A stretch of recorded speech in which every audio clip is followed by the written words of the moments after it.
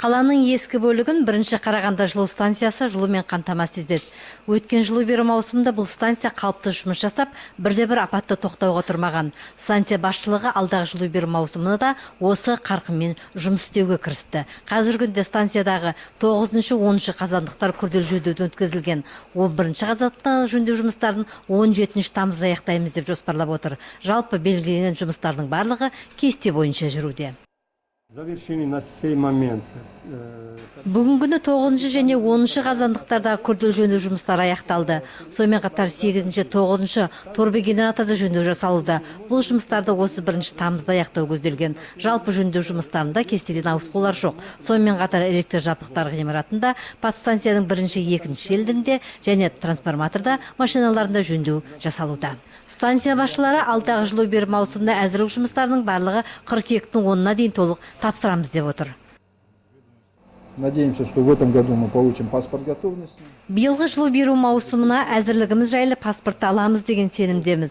Барлығы талапқа сай орындалуда. Жоспарланған жөндеу жұмыстарының барлығы сапалы атқарылуда. Ешбір қиындықтар жоқ. Өткен жылу беру маусымын біз апатты тоқтаусыз аяқтадық. Жаңа жылу беру маусымында осыны көздеп отырмыз. Станция басшылығы биылғы жылдың маусым айынан жұмыскерлердің жалақысын 10%-ға көтерген.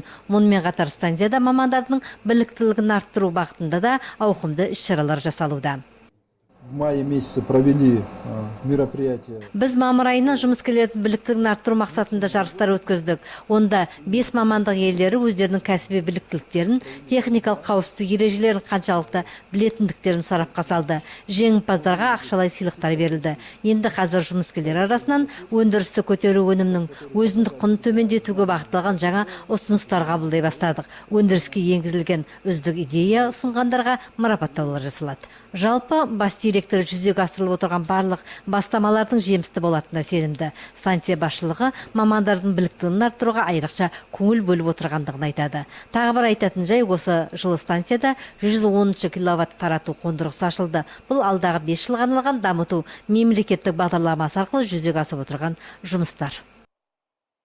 В этом году период с апреля по... Биылғы жылы бірінші жылу станциясында 110 киловатты 2 ұяшық монтаждалды. Бұл өнімнің өзіндік құнын төмендетуге ықпалын тигізеді. Қазіргі заманғы үлгідегі жабдықтар орнатылды. Жалпы бұған 200 миллион теңге қаржы жұмсалды. Бұл жұмыстар 2014-2019 жылдарға арналған дамыту мемлекеттік бағдарламасы аясында жүзеге асырылды.